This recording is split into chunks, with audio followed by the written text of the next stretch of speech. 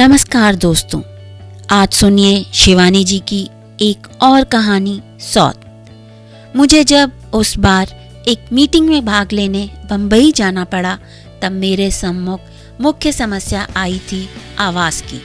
कहाँ रहूंगी वहाँ। तभी अचानक याद आया कि नीरा भी तो वहीं रहती थी। नीरा मेरे दूर संपर्क की चचेरी ननद थी। पहले उसे यूं अचानक अपने आगमन की सूचना देने में संकोच भी हुआ था। जनसंकुल बंबई का जीवन कितना कठिन है एवं वहाँ के संकुचित सीमित आवास में आतिथ्य निभाने में मेजबान के प्राण कैसे कंठगत हो जाते हैं, ये सब जानकर भी मुझे नीरा को लिखना ही पड़ा था, क्योंकि किसी होटल में रहने का साहस अंत तक मैं संजो नहीं पाई। नीरा का फ्लैट छोटा होने पर भी बड़ा सुंदर था।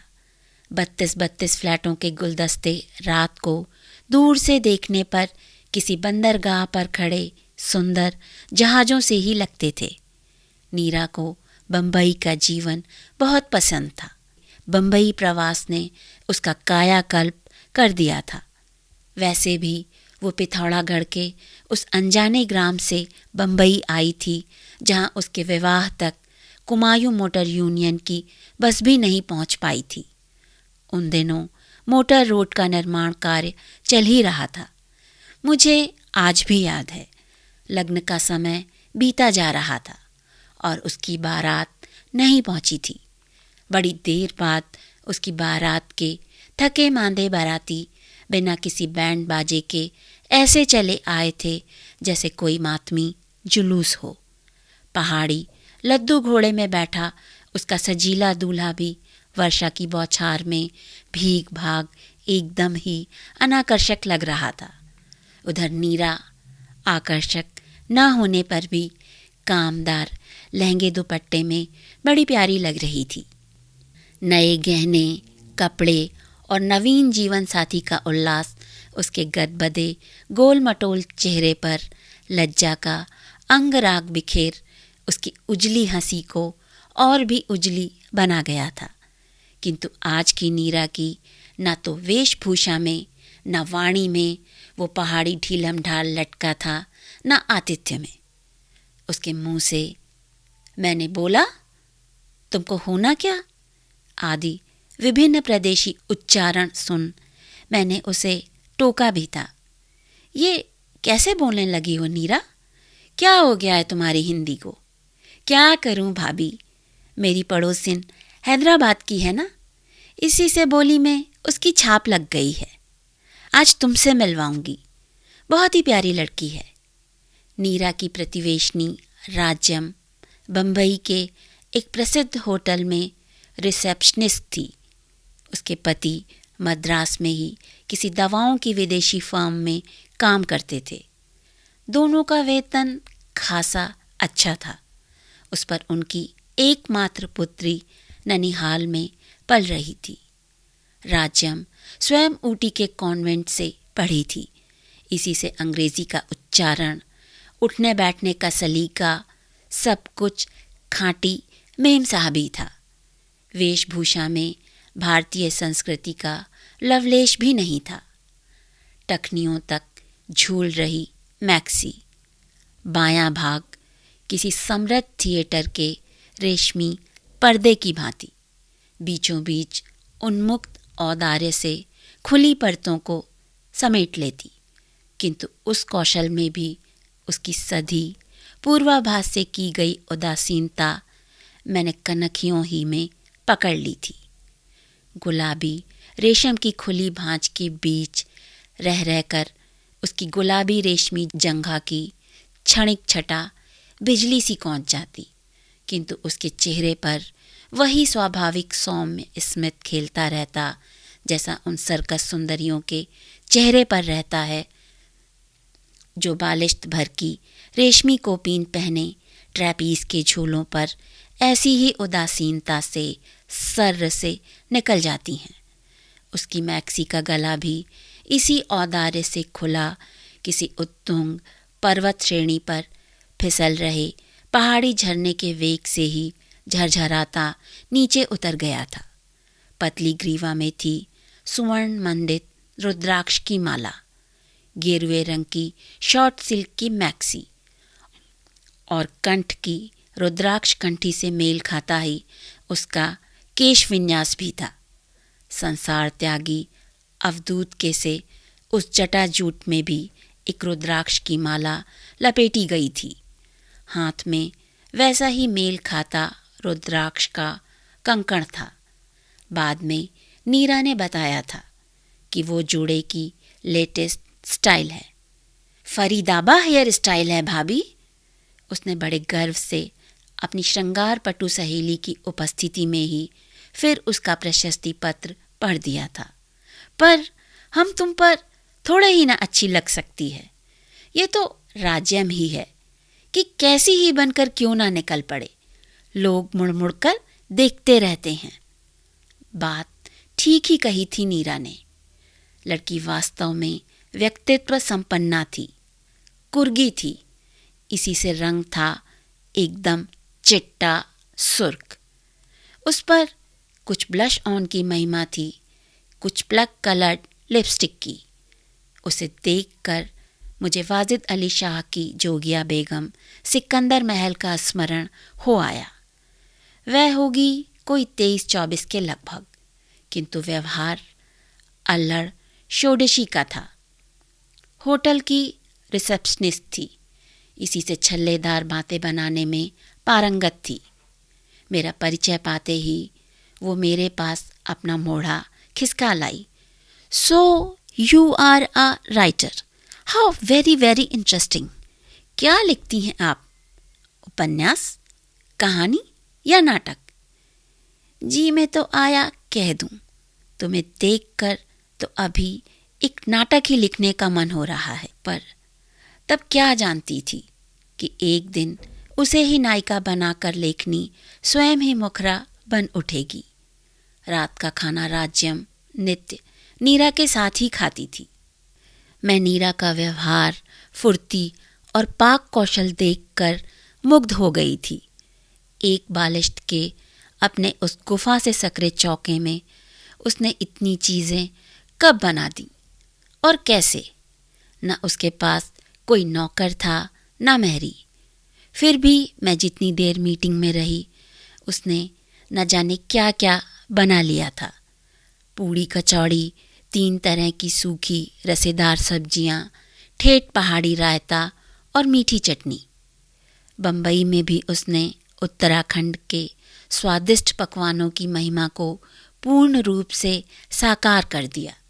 तो मैं आवाक रह गई।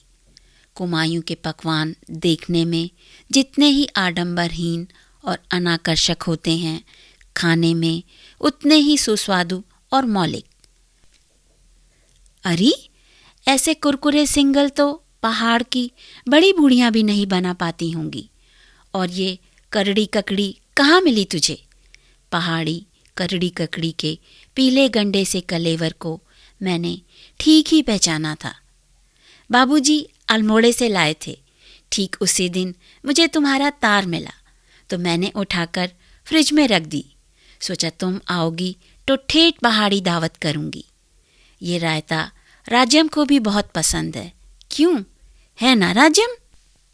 पर उसकी भोजन प्रिया प्रतिवेशनी को उत्तर देने का अवकाश ही कहाँ था।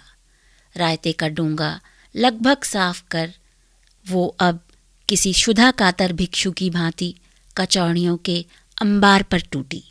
मुझे अपनी लोलुपता को रंगे हाथों पकड़ लिया देख वो बड़ी मोहक हंसी से घायल कर कहने लगी, क्या गजब का खाना बनाती हो नीरा, इसी से आज इतना खा रही हूँ। अपने होटल का खाना तो एकदम चरी भूसा है इसके सामने। पर मैंने प्रायः ही देखा है कि डाइटिंग के चक्कर में बंधी ये छरहरी आधुनिकाएं दावतों में स्वेच्छा से ही जीवा पर लगे संयम अंकुश को दूर पटक भूखे कंगलों की भांति खाने पर टूट पड़ती हैं। क्यों? तुम्हारे सुख्यात होटलों में तो सुना चित्र जगत के सितारों का नित्य मेला ही जुटा रहता है और वहाँ उनके नाम कई कमरे स्थायी रूप से आरक्षित रहते हैं? मेरा स्वर शायद कुछ अधिक ही व्यंग्यात्मक हो उठा था। अजी उनकी बात छोड़िए, वो अब 2 कचौड़ियों का रोल कर आलू दम के एक भीम आलू से पेट फुला बड़ी नज़ाकत से कुतरती कहने लगी, वे क्या वहाँ खाना खाने आते हैं? फिर वो कुटिल रहस्यमयी कनखियों से मेरे नंदोई को देखकर मुस्कुराई। वो मुझे अच्छा नहीं लगा। अपने कहानी उपन्यासों में ऐसी असंख्य प्रेमासक्ति कुटिल कनखियों का वर्णन करते करते अब किसी भी स्वयं दूती नारी के अंतर्मन के छाया चित्र को मैं ना चाहते हुए भी किसी एक्सरे प्लेट में उभरे भग्न अस्थि कोटर सा स्पष्ट देख लेती हूँ। उस दिन दावत लगभग 3 घंटे चली थी। इस बीच उस चपला सुंदरी प्रतिवेशनी की उपस्थिति ने मुझे अपनी सरल ननद के अदृष्ट के प्रति आशंकित ही किया था। खाने के बाद अचानक याद आया कि मीठी खीर के पश्चात वो अत्यंत अनिवार्य भारतीय मुखशुद्धि का प्रबंध करना भूल गई है। हाय राम, मैं तो भूल ही गई थी, आप पान खाती हैं।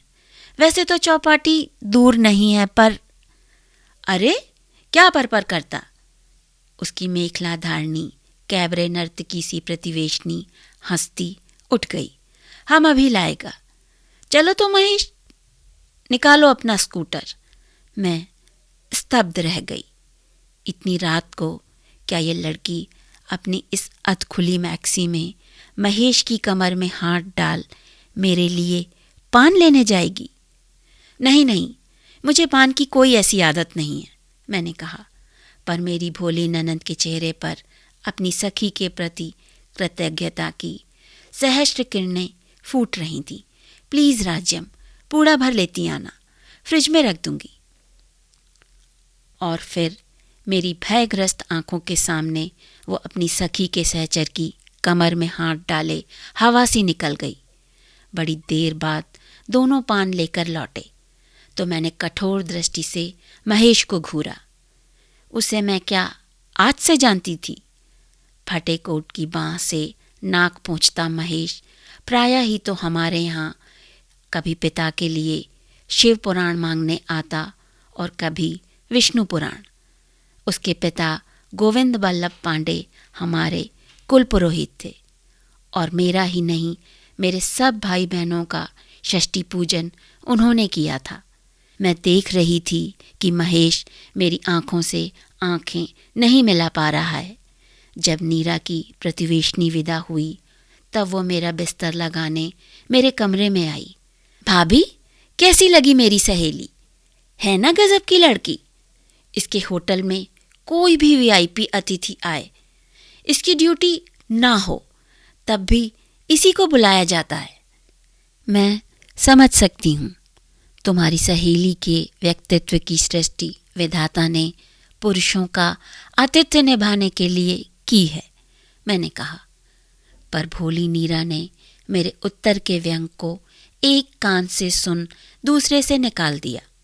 वो फिर उसी उत्साह से कहने लगी, है तो मद्रासी, पर रंग हम तुमसे भी गोरा है।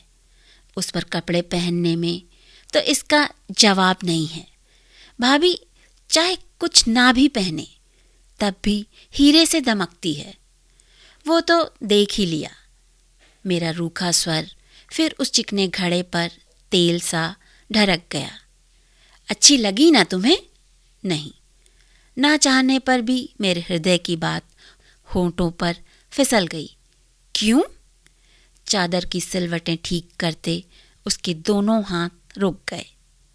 इसलिए कि मुझे स्कूल कॉलेज ना जाने वाले लड़के और ससुराल ना जाने वाली लड़कियां जरा भी अच्छी नहीं लगती, मैंने हंसकर कहा। तो क्या हो गया, उसके पति तो यहाँ आते रहते हैं, फिर बेचारी करे भी क्या। सास बेहद तेज है।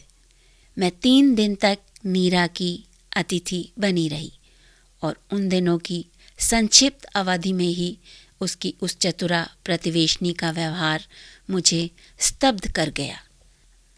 नित्य प्रायः वो महेश के ऑफिस जाने तक नीरा के यहाँ ही डटी रहती। मैं अपने कमरे से ही देखती, वो महेश के कमरे में बैठी खिलखिला रही है और मेरी मूर्खा ननंद चौके में भाड़ झोंक रही है। चाय नाश्ता वहीं से लेकर वो होटल जाती और 5 बजे लौटती। फिर अपना ताला खोलने से पहले वो नीरा की ही घंटी बजाती। रात को भी उसका खाना नीरा के यहाँ ही रहता। बड़ी रात तक ताश चलता। ग्लासों की खनक से ही मैं जान जाती कि ताशों के जोर जोर से पटके जाने और असंस्कारी कहकहों के पीछे किसी गहरे जलपान का बहुत बड़ा योगदान है। स्कूटर की घर घर सुन मैंने खिड़की से झांका था। महाराज पृथ्वीराज की मुद्रा में महेश पीठ पीछे लिपटी संयुक्ता को लेकर शायद मेरे लिए पान लेने जा रहा था। जी में आया उस क्षण अपनी उस सांसारिक बुद्धिहीना ननंद को कमरे में बुलाकर झापड़ कस दूं। पर 3 दिन के लिए जिसने ही ननंद के गृह में अतिथि बनकर आई थी, उसके निर्मल चित्त में संदेह का व्यर्थ बीजारोपण कर मुझे मिलता भी क्या। हो सकता था वो संदेह मेरी आवश्यकता से अधिक संस्कारग्रस्त देहाती चित्त की कल्पना मात्र हो।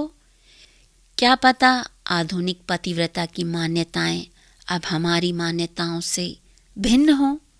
वो पति को ऐसी स्वतंत्रता स्वेच्छा से दे देती हो। फिर भी चलते चलते मैंने उसे सावधान कर ही दिया था। देखो नीरा, तुम बहुत भोली हो।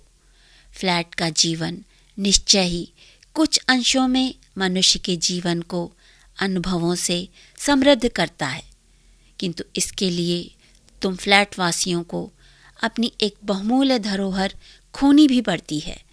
वो है तुम लोगों की प्राइवेसी।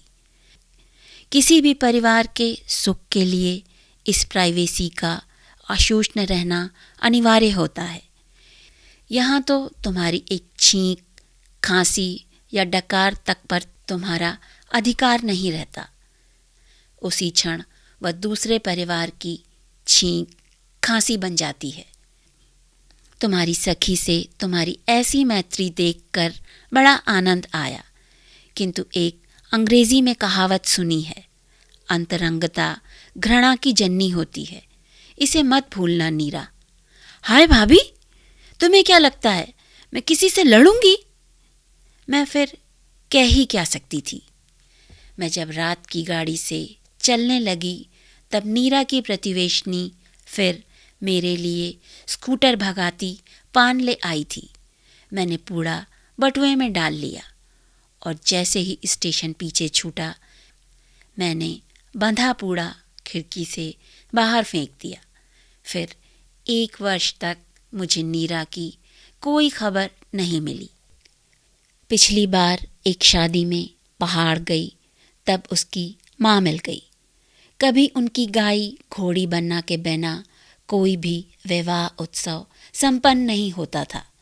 उस दिन एक निर्जन कोने में ऐसे बैठी थी कि पहले मैं उन्हें देख भी नहीं पाई। नन्हे से घूंघट की यवनिका में उनका उतरा कुम्हलाया चेहरा देख मैं स्तब्ध रह गई। क्या हो गया था मेरी इस आनंदी सास को? अभी 2 वर्ष पूर्व नीरा के भाई की शादी में उन्होंने मेरे ससुर के सूट बूट में लैस हो कभी गोरे साहब और कभी पहाड़ की सरल ब्राह्मणी का अपूर्व अभिनय कर हमें हंसा हंसा कर मार डाला था। किसी अनुभवी वेट्रोवियोलिस्ट की गुड़िया की भांति वो कभी मोटी मर्दानी आवाज़ में गोरे साहब का प्रणय निवेदन करती, फिर तत्काल कंठ का पैतरा बदल जनानी कांपती आवाज़ में थरथरा कर गाती, हाथ जोड़ूं गोरा जी, मैं तो बीबी बामणी। मैंने उन्हें देखते ही हंसकर ढोलक उनकी ओर लुढ़का दी। लो चाची, ये क्या मुँह लटकाए बैठी हो जाए एक कड़कड़ाती सी घोड़ी। दुर्बल हाथों से ढोलक को मेरी ही ओर वापसी ढलान में लुढ़का उन्होंने अपनी डबडबाई आंखें फेर ली। मेरी देवरानी ने मुझे चिकोटी काटी। क्या कर रही हो दीदी? आज पहली बार तो औरतों में आकर बैठी हैं, नहीं तो अम्मा जी ने तो पलंग ही पकड़ ली थी। क्यों? मैंने फुसफुसाकर पूछा। सुना नहीं तुमने? अभागा महेश नाक कटाकर अपनी पड़ोसन के साथ नौकरी छोड़ छाड़ कर मद्रास भाग गया है। नीरा का तार पाकर बाबूजी उसे यहाँ लेवा लाए। पर लाने से क्या होता है? दिन रात कमरे में गुमसुम पड़ी रहती है। कई डॉक्टरों को दिखा चुके हैं। कहते हैं दिमाग का मर्ज है। किसी दिमाग के डॉक्टर को दिखाइए। हृदय पर कोई भारी आघात लगा है। इससे बड़ा आघात किसी भी नारी को और क्या लग सकता था। मैं उस आनंद उत्सव के बीच सर लटकाए बैठी चाची के उस वेदना विधुर चेहरे की ओर दूसरी बार आंख उठाकर नहीं देख पाई। चलने लगी तो देवरानी चांदी की तश्तरी में पान ले आई। लो भाभी, मैं तो भूल ही गई थी तुम पान खाती हो। ठीक 1 वर्ष पहले ये शब्द नीरा ने भी कहे थे। नहीं, मैं अब पान नहीं खाती, कह मैंने तश्तरी खिसका दी और उठ गई। वैसे तो नीरा की सौत मेरे लिए पान लेने ना जाती, तब भी होनी होकर ही रहती। पर मुझे बार बार यही लगता है कि वो पृथ्वीराज संयुक्ता की जोड़ी यदि आधी आधी रात को मेरे लिए पान लेने ना जाती तो शायद मीरा का उतना बड़ा सर्वनाश भी नहीं होता।